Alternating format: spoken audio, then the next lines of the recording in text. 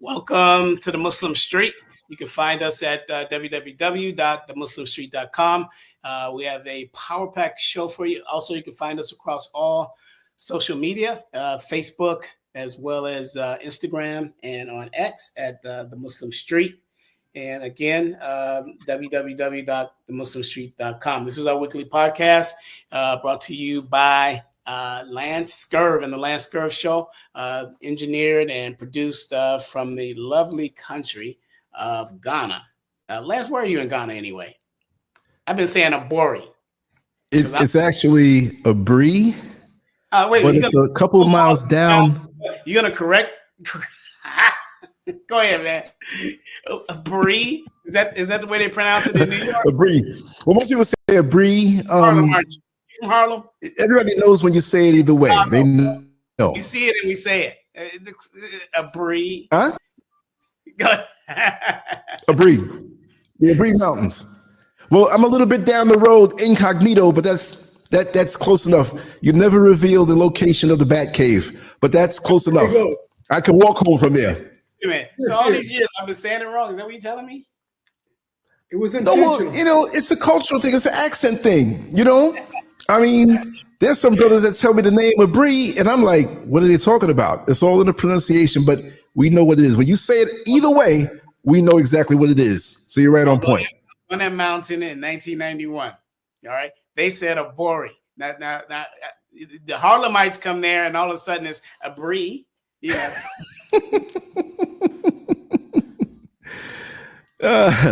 What y'all eating there, man? I know what they were eating there. What y'all eating now? Like hors d'oeuvres? What's happening to Africa now? No, I get down like everybody else. You're bringing that American, huh? I'm adapting. Last time I saw him, he had a piece of corn, just corn on the cob. That's all he had. So he's in with the brothers in Africa. Don't worry about it.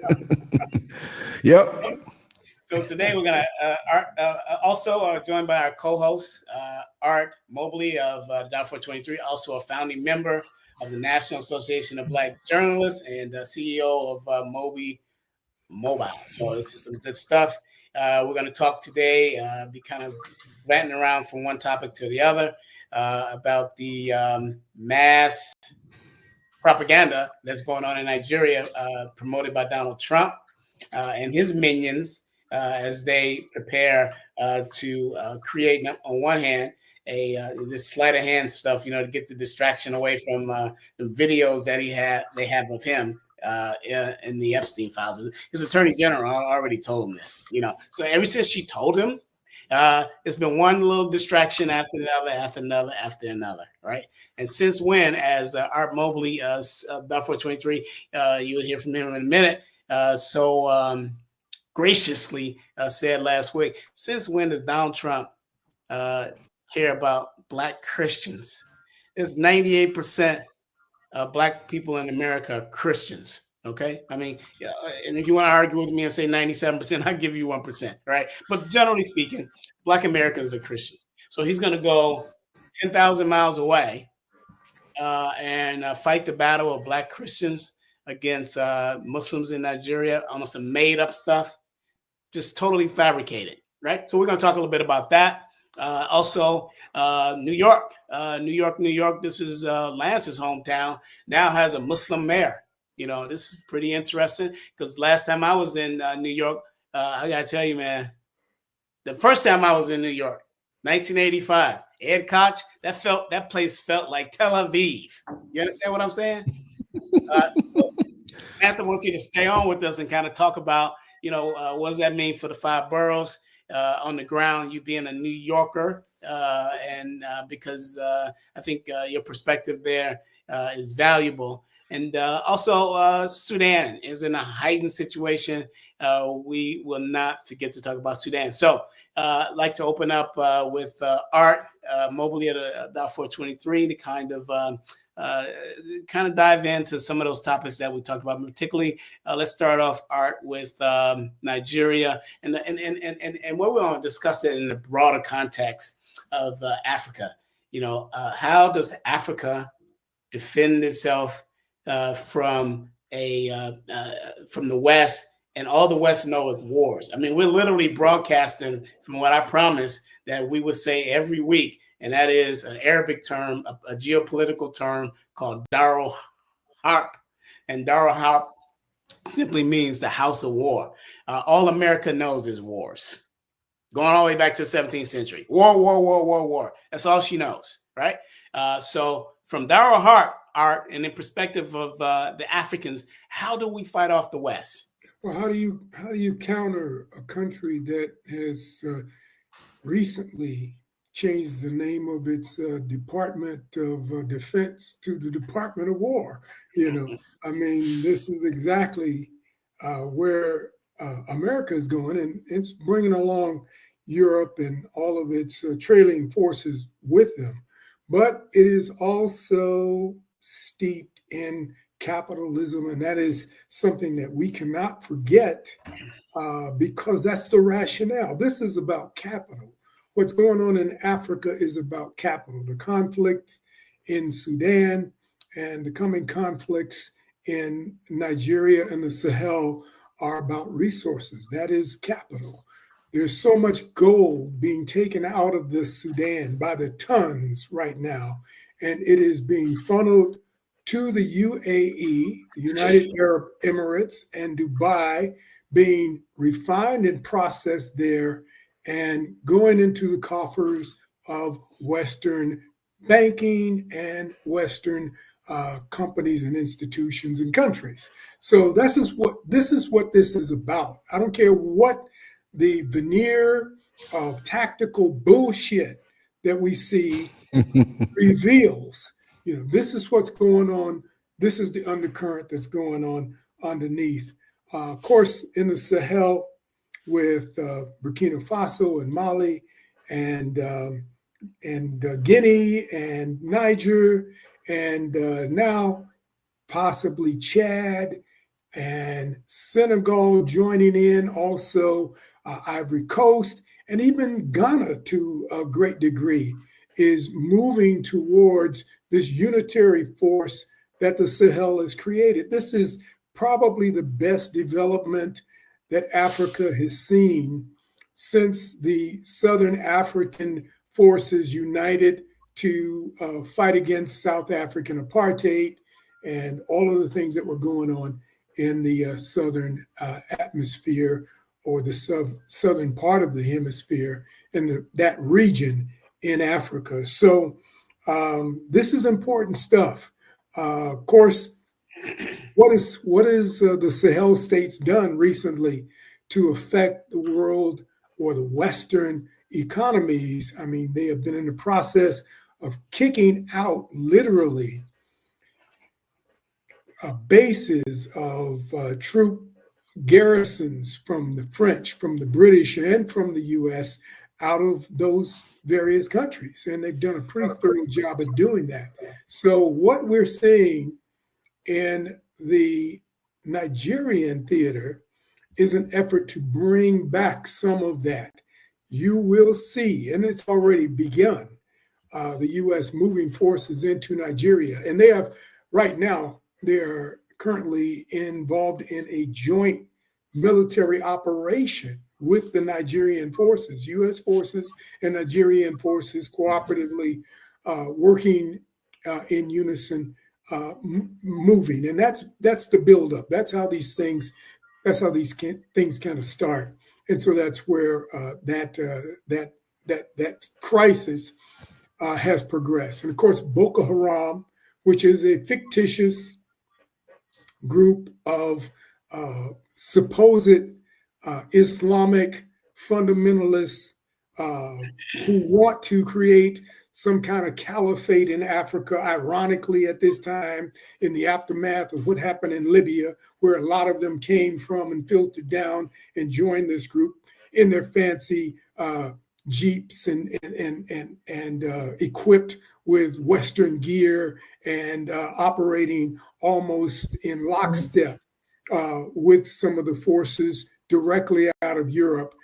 They're supposedly this ragtag terrorist organization that's kidnapping girls and then kidnapping and creating terror and wantonly killing people particularly Christians, because they want to single them out. And now that's the smoke screen that the U.S. is using as a pretext to say, oh, they're killing Christians, and we got to go in there. We got to put troops on the ground. We got to put some kind of forces into Nigeria to counterdict this Muslim force. Excuse me. Yeah, let me jump in. Last week we had an expert on the ground in Nigeria who joined the Muslim Street, broaden the understanding of exactly what is going on there from a political. Yes. He was not Muslim.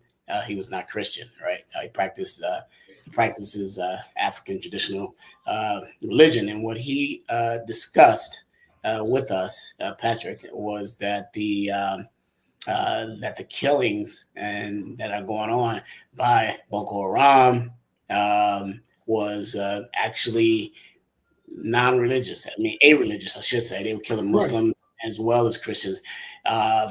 And it wasn't in a mass state. The other thing I want to say, the former Prime Minister of Sudan, His Excellency Omar Hassan al-Bashir, just came out last week and said that Boko Haram is a fragment of ISIS, both created by the CIA, right? And this is the same person that we met with at Darfur 23 in 2007 in Khartoum in the presidential palace. And immediately after he said, and I'm sitting front center, after he said, Assalamu alaikum, his next words out was that the CIA created AIDS in Africa. And now the information has all came out, Fauci and all the rest of these clowns. But what I want to say to that is go back to with that in respect to broaden the truth of really what's happening in Nigeria, as well as what you mentioned about Burkina Faso, right? A few months ago, Traoré, the head of Burkina Faso, told Bill Gates, "Get the fuck out." All right. This was huge, because as you know, Gates and his whole thing around population control and the eugenics movement that's going on the African continent as they move toward. Sorry, guys, couldn't get that off. As they move toward 2050, and they, along with their students of demography, have looked at the numbers and they understand. Literally, they have stated this. All right, I want you to talk to this. Over 40% of the world's population will be sitting on the African continent. Well, it's an excellent segue to what's going on in Sudan. And certainly I didn't finish with, where I was going with what is happening in the Sahel. The Sahel states of Mali, Burkina Faso, Niger in particular, have combined forces and are essentially stating that an attack against one is an attack against all.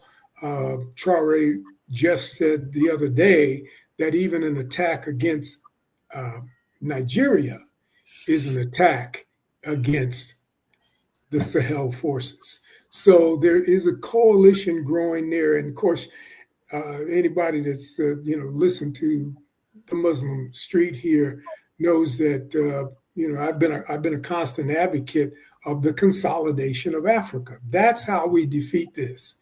That's how we deal with this. If we're not going to consolidate all of these military forces and blur these borders from one phony colonial country to another and create a really solid defense structure, we're not going to be able to handle the full weight of what the US and Europe have in store for Africa. They are not going to leave their colonial, neo-colonial structures unless they're kicking and screaming and being drugged out, by the scruff of their necks.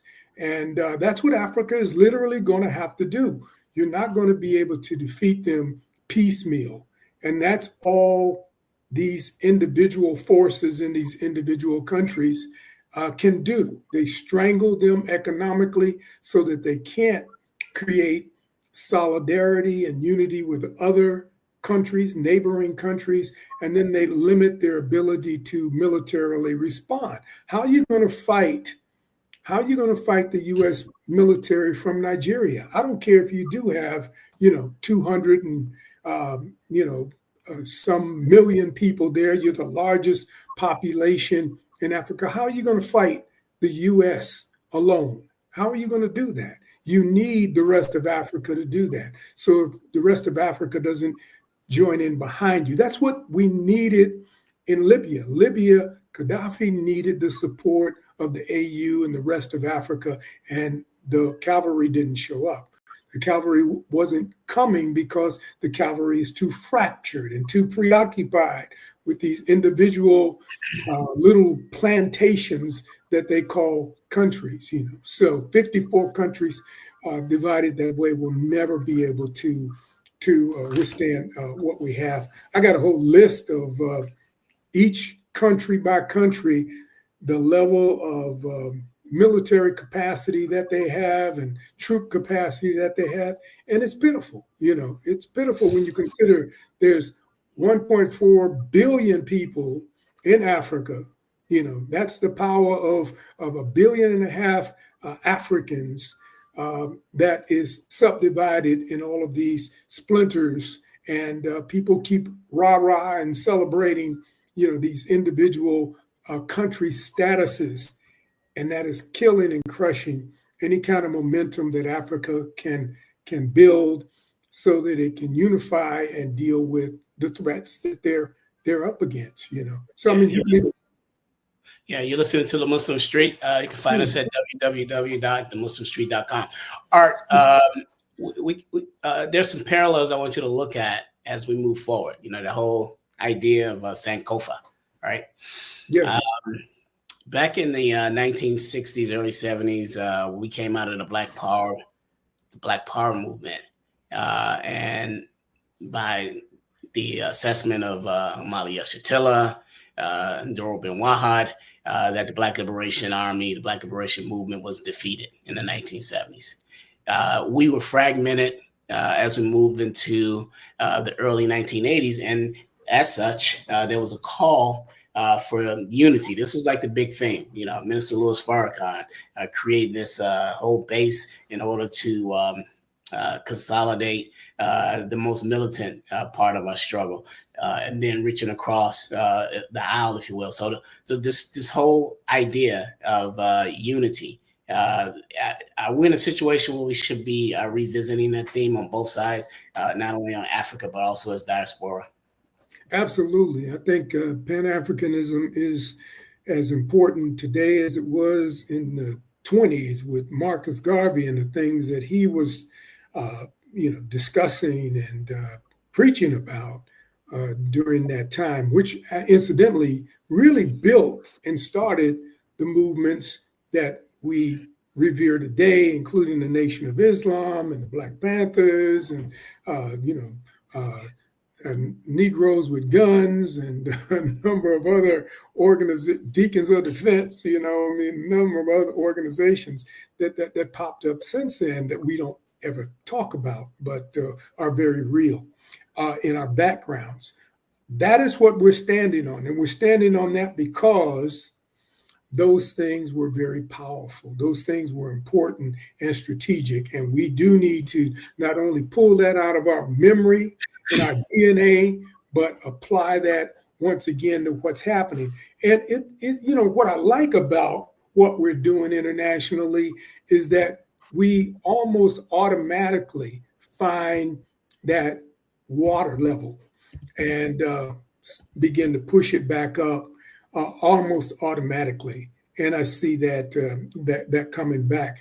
I didn't see the movement for civil rights and Black power in this country was heavily attacked and infiltrated and interrupted by the powers in this country. I mean, they literally, and we know this, they literally murdered and killed almost 70% of Black leadership in this country during those years. I mean, we know about Dr. King and Malcolm X and Medgar Evers and some of the more notables, but there were hundreds.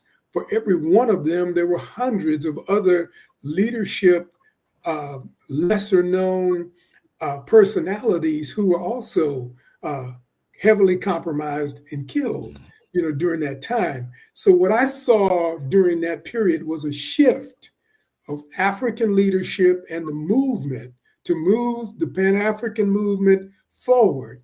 It shifted to Africa. This was early 60s, late 60s, into the 70s.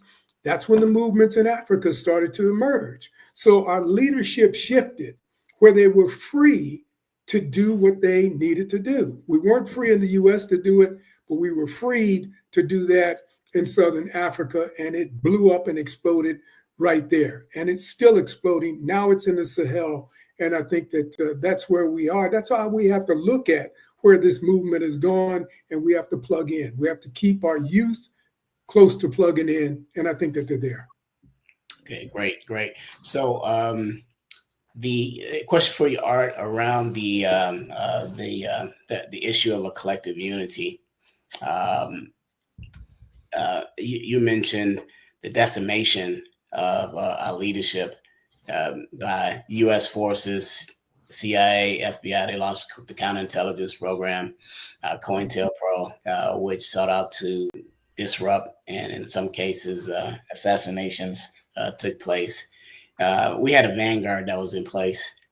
Black Panther Party, the Black Liberation Army, Revolutionary Action Movement. This is late 70s, moving into late 60s, moving to the early 70s. Is there any vanguard in sight right now that would mirror that? Well, yeah, I think that what Traore is doing in Burkina Faso and Assimi Goïta next door in Mali, and what is happening in Guinea and then also Niger is the new front line. That's the front line. Africa has become the front line. We can't be the front line behind enemy lines here in the U.S. It's really, you become like a roach walking on a white carpet, trying to do something, in this part of the world. You're going to be very visible and very exterminatable or neutralizable or liquidatable or whatever they call it. So lessons learned from our past struggles when they assassinated Fred Hampton. They also jailed Sundiata Acoli, Doroben Wahad, chased Asado Shakur. Of course, we were able to free her, but chased her off shore. And others, Dramo Pratt, 27 years on fake, false charges. That's basically the way that they were operating. So Sure. A smart advice to kind of understand not to repeat that. I think that was a great point that you made there. Yeah, well, we definitely have to survive, and we have to live to fight another day. And but at the same time, we can be very vocal, be very supportive of what's going on the continent, be very conscious about the things that this country is doing to undermine Africa. Then they're going to stop undermining Africa because they want those resources. They don't understand that, their greed game and their war with this Cold War mentality, East and West, should not and cannot involve us. It does not involve us. We need to extract ourselves from it as vigorously as we can, because it is going to be detrimental if we take sides and play that game. We don't want to play that game. We want Africa free. We want Africa liberated. We want Africa to be able to develop just like every other part of the world. We want Africa to develop as India and Europe and Russia and China have been allowed and have essentially taken advantage of their opportunities to develop. Why not Africa? Why can't Black people develop? We're the most homeless people on the planet. We can sit in places in Africa, but we don't feel comfortable. We don't feel at home. We don't feel secure. And that's because Africa is so fragmented. So we have to fight against neo-colonial thinking that says, oh, I'm in Ghana and this is what the Ghanaians do, and you want to eat the Ghanaian food, and we got our little country bordered off from the rest of Africa, but we do what we do here, and our gold and what we got here. And a good point to make, borders that the Europeans set up at the Berlin Conference in 1884 to 1887 when they divided up Africa for themselves. So yeah, we don't want people to get confused here with that when they see Sudan, that's ancient Sudan, or when they see Ghana, that's the Gold Coast. That produce Sky the Great and Mansa Musa. No, it's not that at all. Mali. I mean, can you imagine? When I said Mansa Musa, I meant Mali. Can you imagine Mali? How great of an empire that it was, and that we're confusing the site of Mali today with what was Mali then. There's no these are actually European maps, which brings it to the point, Art, as we talk about the tearing down of these artificial divisions that divide our people on the African continent from one tribe to the other, one country to the other. This idea of a passport and a visa. Can you talk about this and how that may be low-hanging fruit for us to go after? Well, yeah, we definitely, it has become low-hanging fruit, and it is a lot more low-hanging in the minds of the youth of Africa than we realize in this country. We're not hearing from, what's going on. There's always an effort to try to keep us out of the loop. I mean, we were going to have some guests on today, and they're having technical problems, just getting to the phone. We were going to hear from some brothers in Cameroon and then also Nigeria. It is very difficult. You hear the buzzing in the background. We got stuff always going on, to try and interrupt what it is that we're doing, the things that we're talking about. But we have to be able to deal with talking about low-hanging fruit. I see Africa right now as being subdivided into 3 countries. And the entire western part of Africa should be Mali. And the entire eastern part of Africa should be Ethiopia. And the entire southern part of Africa should be Zimbabwe. 3 countries, you can divide it in thirds almost. And that's the vision that low-hanging fruit tells me can be functional and should be functional. Now, that may upset some of the people in Cameroon and Togo and, all of these other small places that, have come to fashion. How do you fit in your idea of that you just described, which sounds very, very interesting as we call for the unity of Africa with North Africa? Well, that is North Africa. It takes in all of North Africa. West Africa runs all the way to the Mediterranean. Black people didn't stop because there was some sand out there. Well, you know that. And East Africa didn't stop because they said, oh, we got the pyramids up here, and Europeans are saying that they built those, so we got to stay out of that area. No, we're not going for that bullshit. We're not. We understand history. We understand migration. We understand what has happened. We need to start. We got a larger discussion that we can have about internationally the anthropological migration of Black people out of Africa.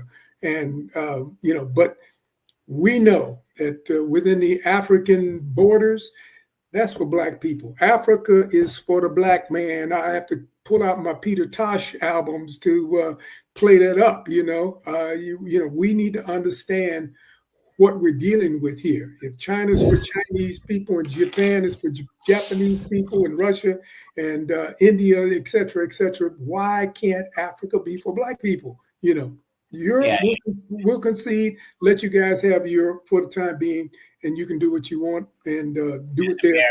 We need Africa. We need Africa as a base. We need it as a secure location where we can go and function from and do what we need to do. So the marriage of Africa and its diaspora was best painted in a picture that was on the Muhammad Speaks newspapers. Muhammad had a hand reaching from the diaspora, particularly North America, and another hand clasping that hand from the African continent. This is truly a political statement that needs to take place. That was brilliant. Let's shift the program to New York. And this is where I want Lance to jump into. You're listening to the Muslim Street podcast, Sundays, 12 p.m. Eastern. You can find us at www.themuslimstreet.com. Periodical, great articles and commentary there. You can also find us on Facebook and on X, where we are shadow banned. Just want you to know that literally we have 5,000 people on our Facebook page, and we make a post. I'll get the analytics from it. The other people don't see it, but they literally send a post out where only 3 people are looking at the post. 3 people. But old Betty Boop over here can make a little silly statement, and as long as she got enough cleavage showing, she can get a, I don't know, 1,000 likes in 20 minutes. So take it for what it's worth. Until we get our own platform, I'm not going to complain about it. I'm just going to heighten the contradiction. That's it. All right. Yes. So New York, the city's so nice, they named it twice. Found itself to elect a Muslim mayor who was born in Africa, whose mother is Hindu, father Muslim, Shia. Some more statistics. Interesting fun fact, Art, is that his mother, a movie and film director, created and directed and produced Mississippi Masala. I remember that movie. Yeah, I watched it the other day. Denzel had the hots for the Hindu girl, didn't he? Why do you mean I can't have her? Your skin is black as mine. That was in the script. Yeah. Anyway, that's his mother. I mean, you can't make this stuff up. Yeah. So Mississippi Masala is sitting in New York City, Lance, as a Muslim, where he garnered, let's just run down some statistics that came out of the election on exit polls. 50% of the total male vote, 51% of the total female vote. On race, he garnered 45% of all whites, 56% of all blacks, 52% of all Latinos, 65% of Asians. That would include, the Chinese as well as the South Asians, his own people, and other racial ethnic groups 52%. So this was clearly a mandate. I didn't look across religious lines, but let's see any stats on age is what I want to go. 18 to 29, Art. He got 75% of all votes. Wow, it's good. 30 to 44, 65% of all votes. What does that inform you? Well, it says that young people, and they will tell you this themselves, and they interviewed a lot of people in New York.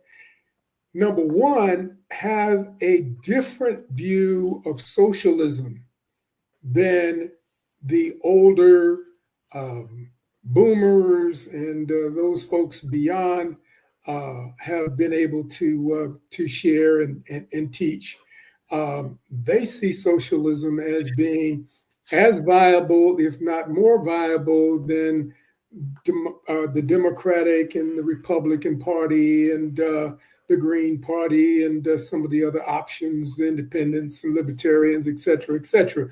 We got to remember these are parties, these are party classifications. And young people will tell you across this country, and you can blame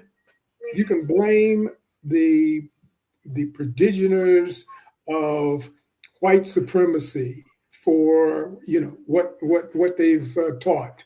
They elected to take civics out of schools. You don't learn constitutional law. They call themselves dumbing down young people so that you didn't have access to those kinds of things. But all you did was allow them an open slate to look at everything and evaluate it on its basis of practicality. So they come back and they vote. Also, the war in in Israel, Palestine is also a direct corresponding reason why New York is turned out in this election the way it has. You mentioned earlier, Malik, that when Koch was there, it reminded you of Tel Aviv in New York. Well, I'm gonna come on that in a minute because I got a question for this native New Yorker in that baby blue shirt down there, the bald head. Yeah, I would really like to get brother into the conversation here. Here's my question. Here's my question for Lance. Okay, here's some more stats, exit polls based upon religion. Mamdani got 44% of the Christian vote to Cuomo's 47. He got 31% of the Jewish vote. Didn't get Crown Heights. They went all for Cuomo, but 31% of Tel Aviv showed up for this guy. Yeah. What? Now, Lance, I'm going to set this up with this. First time I'm in New York is 1985, October, right? Ed Koch was a very, very, very Jewish Zionist mayor. He made no bones about it, right? And wait. Yeah, well, I understand that. I don't want to bother with that. But anyway, it means something. Go ahead. Minister Louis Farrakhan has a big speech at Madison Square Garden that's going to take place. Fruit of Islam is everywhere, right? Shutting down Harlem. I turn on the TV from my hotel room, and there's Ed Koch marching down Manhattan with all of the political flunkies and Black Uncle Toms opposing Minister Farrakhan's speech that will draw over 50,000 people, by the way, in a place that didn't even hold nearly that much, right? But guess who is locked arms with him? Malcolm X's wife, Betty Shabazz. I was so disappointed. I was so disappointed when I saw that. For real? No, I'm telling you. I'm not telling you what I heard. I'm telling you what I saw. Okay? Damn. But this is New York, 1985, right? So in that context and all that stuff that I just said, 31% of all Jews who voted in New York City, they voted for a Muslim. What do you make out of that? That couldn't be old money. That couldn't be the influential Jewish population. Okay, Lance. And I'd like to know if there are any statistics on that. Be the younger Jews that are not so much connected to the Israeli Zionist agenda. You see, they couldn't have been. So we need to split those numbers up, and I'm willing to bet that it's not the old money, the old rule, which is still very much there. And because any Jew of that affiliation would be so opposed to a Muslim mayor. Here's the numbers. We don't have it based upon religion on the exit. Okay. The numbers, but here's the numbers based upon income. Less than $30,000 a year, 41% went to Mamdani, 47% to Cuomo. 30,000 to 50,000, he won by 9 points, 52%. Mamdani, right? 50,000 to 100,000, 56%, over 20 points over Cuomo. Listen, that's shocking. 100,000 to 200,000, he won again by 20 points. 200,000 to 300,000, dead even at 47-47. Wow, that's shocking. Things are changing. Things are changing. And I just want to say to people who see New York, you go to Midtown Manhattan, you go to the tourist areas. That's the tourist area, right? You got to look at the outer boroughs. What really makes up New York? It's a melting pot. Every country, every race, every culture has some representation in New York City. And so to me, this reflects those numbers. Because before, in the Koch days, it's like we were pushed out and didn't have a voice. And like when I did the motion with Koch, that had a lot to do with his popularity, but that wasn't put out there. If we had social media back then, Koch's private life, which is his business, but his connections that came from that population had a lot to do with his power, and we all knew it. Minister Louis Farrakhan put it out there in the middle of it. No plus.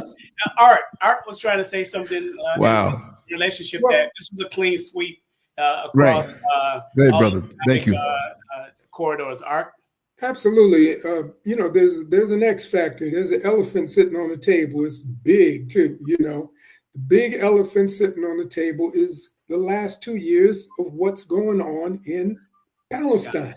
What is going on in terms of this war has pissed people off across the boards in this country, around the world, and people are pissed off at the idea of the state of Israel. So nothing that Jewish people will be able to do in the next 5 years is going to be without the shadow of that big monkey on their back of what they allowed to happen in their name right there in Palestine and in Israel. Now, I mean, people, can dance around that all they want, but that was huge. That was absolutely for the first time since the Vietnam War, which was televised.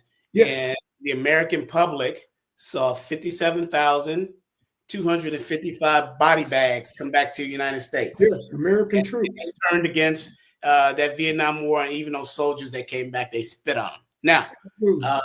Now with the rise of social media, and that exposed the contradiction when they saw these snipers in the IDF shooting at babies' heads. Okay.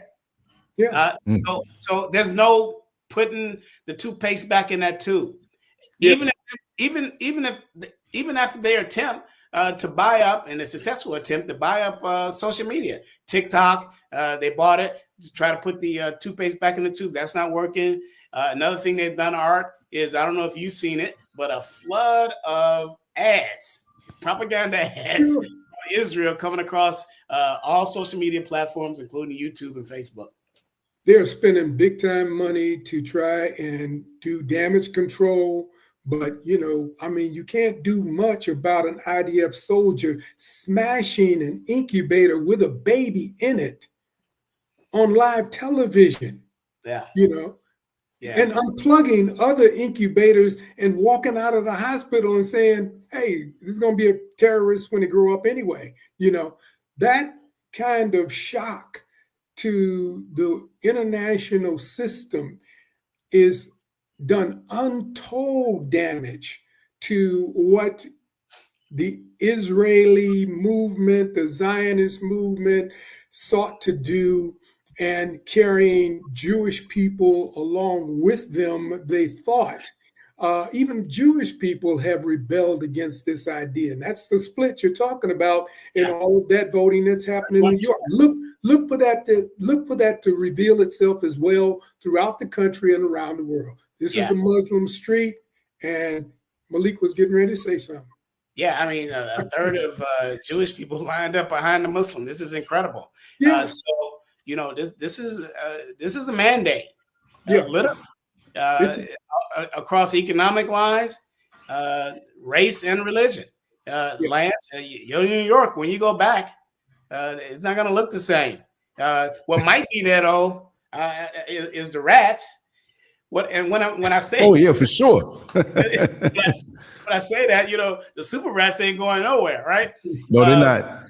The New Yorkers, there's this big thing, and it's coming out of Fox News. Oh, we're just gonna leave New York. I think it was the chief of the fire department resigned. I'm leaving New York City. Yeah, leave. We're going to Florida. I'm down in Florida, right? For just transparency, I'm in Florida. And what I wrote the other day when I heard this, and just listen to this, Lance, because this is gonna speak to you. I put a picture of a big super rat, and I said, "Memo to New Yorkers moving to Florida because your boy Andrew got his ass handed to him by a touchdown and a field goal.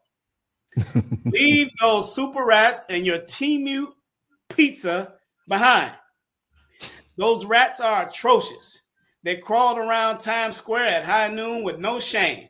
I'm talking blue plague level. Then I get on and say, y'all nasty as hell for coexisting with them rats up there in New York City. I mean, for real. Eating at the same restaurants, sleeping in the houses with them. They're all inside your walls, pissing and chilling as we speak. So then I go on to say, so please don't bring your rats to Florida. And that goes for Sammy the Bull, who ratted on John Gotti. And that goes to Reverend Al Sharpton, too, who ratted on Assata Shakur. Just leave them as you head down I-95 south. Oh, damn. Oh, damn. Let me tell you a real story real quick. 1 minute. Me and an old girlfriend were down in Greenwich Village by 3rd Street. There's a basketball court there where they play. Is well known. I forget the name, but there's a McDonald's that's there. This is like 2 o'clock in the morning. That McDonald's is closed. We're walking past this McDonald's. It's closed, but you can see in the kitchen back part, everything lit up. On the counter where they take orders, there had to be at least 25 to 30 rats in that McDonald's on the counter where you take the order, jumping up and down. We stopped. If I had a camera, there was social media. Trust me. And this was in 1986, 87 in Greenwich Village in McDonald's. Listen, hey, I'm glad y'all talking about rats literally and not using it as a euphemism for people. Rats, big rats. A euphemism. Sammy the Bull and Reverend Al Sharpton, two of the biggest rats New York City and I think this is going to end the discussion, Lance. I'm from Chicago, as you may well know. And we say in Chicago, and everybody else say outside of New York, in the United States, in the lower 48, that we have the best pizza. I think this is going to end the discussion. I mean, because what are y'all ordering the pizza with, like extra rat? I don't know about that. I mean, I know the rat jokes. I'll roll with that, but pizza, I can show you a spot that will blow your mind. Next time you go to New York City, I'll tell you where it is. It's not even in a white neighborhood. And the pizza's good there? Margarita's Pizza on Jamaica Avenue and Guy Arbrough Boulevard. Ask about it. If the pizza is that good, there the rats are there too. But it's in Queens, so we don't know if there's as many rats. Okay. But listen, these people are talking about an exodus. Bullshit. These people, these people in New York, they were saying the same thing when Blasio got elected, right? We're leaving. I don't know what were they saying this when Dinkins got elected. He was like one of them anyway, But anyway. Absolutely, but man, personality assaults all aside, I think Mamdani has a nice runway to do a lot of great things that are going to be effective for African Americans. And despite what 50 Cent and some of the other people have come out to say, I think you got to get a guy a chance. Some people want to.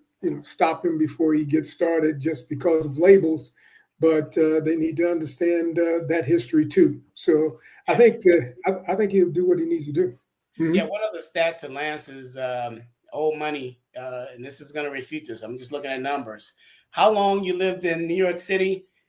10 years or less, 82% for Mamdani. More than 10 years, 55% went to him, over 41% to Cuomo. And those who were born in New York, 39% to Mamdani and 48% to Cuomo. That kind of feeds into what you said, Lance, in terms of old money. Born in New York, Cuomo's a New Yorker. Andrew Cuomo's a New Yorker. His brother Chris, who was on CNN for such a long time. One thing people found out, and they should have already known this, that do not have their father's politics. I'm talking about Mario Cuomo, the Tales of Two Cities. Andrew Cuomo is a right-wing racist. Okay, his brother Chris is a closet Trumpster. All right, and his father is probably turning over into a grave, looking at their behavior. They act like two little rich white boys who got it wrong, and now the gig is up. Well, we just want to say welcome to Dr. V. Issa White, who just came in. And I know he'll bring a jolt of energy to the discussion. Yeah, we want to welcome Dr. Issa White, a correspondent with the Muslim Street, also author of Blacklisted. Pick this up on Amazon and all the other bookstores at the price for speaking the truth. Dr. White, in all transparency, you're running for an office out of Orlando, Florida. Has the Mamdani victory giving you any insight on maybe how you're going to run your campaign, what's going to be more effective, doing more of something that he was doing, less of something that the other was doing? Talk to us about that, how you see the political contrast and political similarities. And with due all respect, Madani's ticket and his platform was like mine, actually, in which I have been running on that element of a people's platform, a platform against the political elite or the political establishment, a platform that represented the interests and the concerns of the American people. The issue that took place in New York is not an issue really between Republicans or Democrats. In reality, it's an issue of a response to the political establishment's control and their manipulation of the voters. And finally, the voters got it right, that we don't want it any longer, we don't care about it any longer, or so on. Remember, Trump is a Republican, Cuomo was a Democrat. You see that they both joined forces to go against the interests and the will of the people that represented the mayor-elect. Now, the question is that's going to be in that will he continue his policies and will he be truthful to the mandates of what the people wanted? We cannot forget that he was once within the assembly of New York as a Democrat, an established Democrat. So we have to see, will he continue? Now the momentum in Florida, and Florida is very interesting people, interesting group, especially Central Florida where I am in Orlando.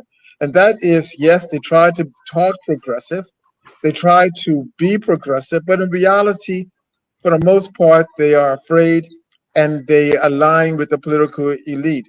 Now, is there a bump? I would think so. That the Muslim and the underclass movement within Orlando will get the spark that will perhaps propel me and individuals as myself into victory in reference to representing the will, the needs, the interests of the American people. We're waiting to see that. Last night I was at a place and people were extremely excited about what took place. In many respects, Mamdani has become as we used to say, Giuliani, he has become the nation's mayor for the underclass, for the oppressed, for the polarized, for the Muslims, and for any and every group that felt and feels as if they didn't have a voice within the political structure within our government. Yeah, here's a stat for you. This is coming out of exit polls, Dr. White. Mamdani won the youth vote, Right. going off the rails. First-time voters, 20 points. 65% over 47%, nearly 20 points. First-time voters. What does that inform you about where campaigning is going moving forward? Well, it's going into the interest of the youth, the young people, young professional, the young worker, who again they don't give a crying hoot about the political party. They're only concerned about bread and butter issues. Remember, Mamdani stated that we're going to have universal health care in the city. We're going to do something about the high cost of living. We're going to do something about the high cost of food. People are concerned about bread and butter issues. So therefore, when you hit that group, they don't care about this other stuff. Now, the issue is going to be also because you see what has happened is that Mamdani, and I think he has made maybe a crucial mistake, and that is already he said that he is not going to support ICE elements within the city of New York. Now that's a bit ticklish because remember, we follow a supreme constitution. The federal law is the supreme law of the land, and the president is the commander in chief. So that's going to be a really sticky one, and that's going to perhaps define his tenure, at least his first tenure as being a mayor, and that may become more important and polemics than what he said about housing, what he said about homelessness, what he said about transportation, education, food, and so forth. That's the issue that we need to look at. I hope not. I hope that those things can be seen transparently by the population in New York, and they see that it shouldn't be about a symbolic issue of ICE or one of those trivial, made-up kind of ideas that are being pushed out of Washington. That's what people voted against. People don't want those ideas of, we have to have a fascist state, a police state, and all we need to do is run around and scoop up teachers, pull them from in front of their classroom and drag them out in handcuffs in front of the students and that kind of nonsense. But this is what's going on, and I think that this was a vote against that, just as sure it was a vote against Zionism and what is going on in Palestine with the Zionist movement there and what they're trying to do in creating this horrible genocidal war that has been poured into everyone's consciousness and living rooms over the last 2.5 years. So people are sick of that kind of brutal nonsense, and this was a vote against it in New York. I think anybody running in any campaign across the country would do well to pay attention to those issues as they're putting together and moving their campaigns forward, that you can be the law and order candidate if you want to, and you will be law and ordered right out of the ballot box.